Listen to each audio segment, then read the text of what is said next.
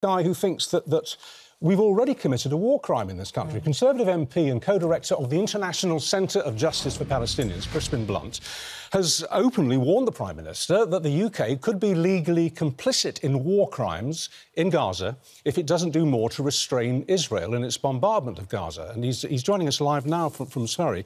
But surely, as we've just been saying, Mr Blunt, the British government, along with the American government, has made it crystal clear that they expect Israel to obey the rules of war. So how could they possibly, at this stage anyway, be prosecuted for anything? Well, the statement from the Prime Minister and the statements from the Prime Minister make no mention of that. There's been nothing from the Attorney General about the legal advice that's been given to the government, so our ministers are actually aware of what they need to say to the Israelis. And what James Cleverly has said has been mixed, to say the least, about the message that it's taking. Now, there may be a public message of support for Israel, accompanied by a very, very strong private message to the Israelis about the laws of war. However, it is pretty plain from what has already happened on the ground that Israel is already in breach of the principles of the laws of war in these circumstances.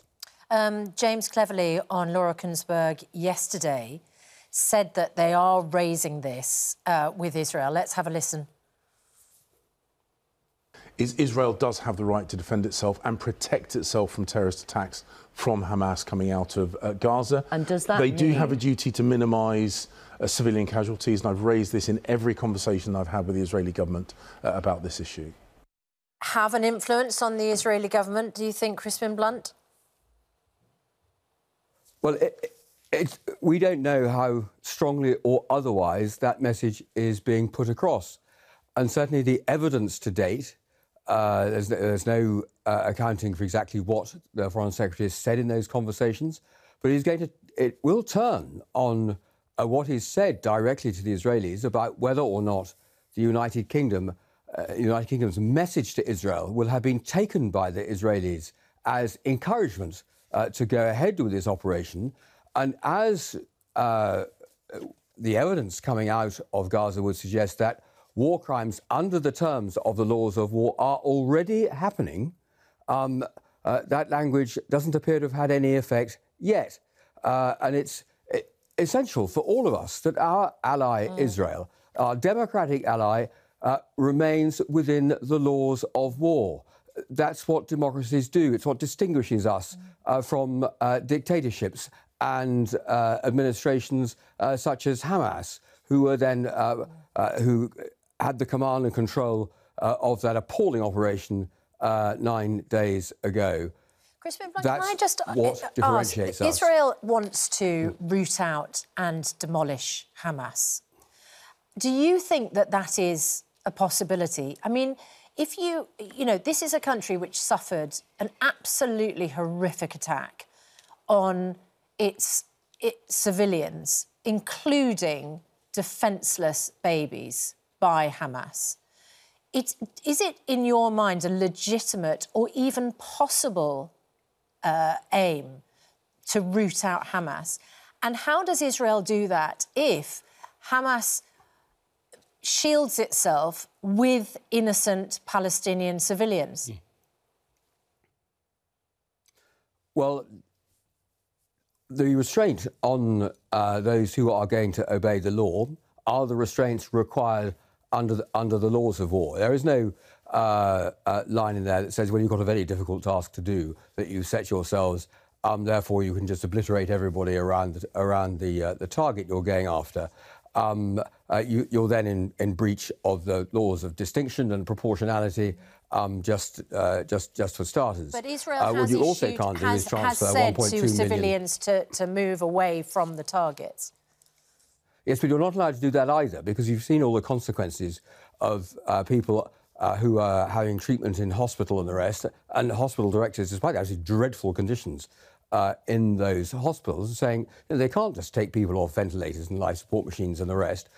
because they will die. Well, then it seems that Israel is damned if it doesn't. Israel is damned if it doesn't, doesn't it? Because, I mean, you had the attack last weekend. Well, it's not you had the attack last weekend, which was, as Susanna said, was directly aimed at civilians. They weren't collateral damage. They were the target. The children and the parents and the families and the grandparents. They were the direct target. And what we're talking about here is the risk of collateral damage, to use that dreadful expression.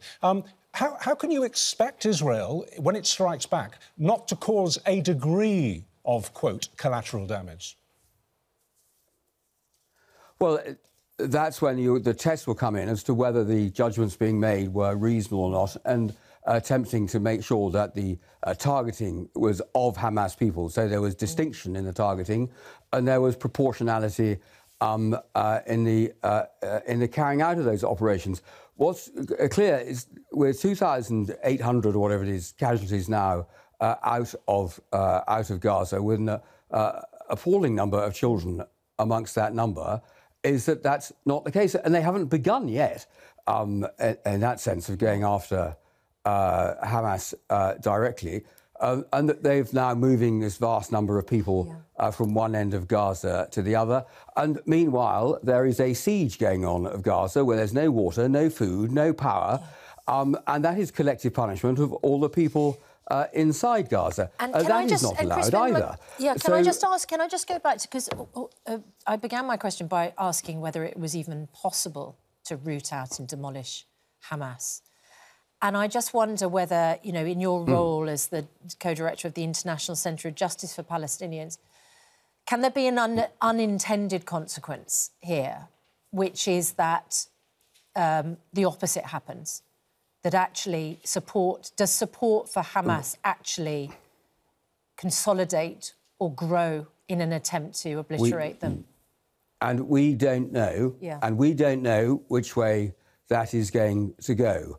All we do know is that after the operation on Saturday, it should have been pretty clear how shameful and shocking that was to almost every person, certainly all Palestinians, I would have thought, that this had been done in their name, and so what was going to be their attitude towards the authors of it? If there is immediately a massive, disproportionate criminal response to that and mass slaughter of Palestinians by the Israelis as a response, which way do you think Palestinian opinion might jump? Okay. And that's where we need to take last Saturday's appalling events and put them into the context of what has happened to the Palestinian people over 100 years. Okay. And we need to understand the history and the background to this. All right.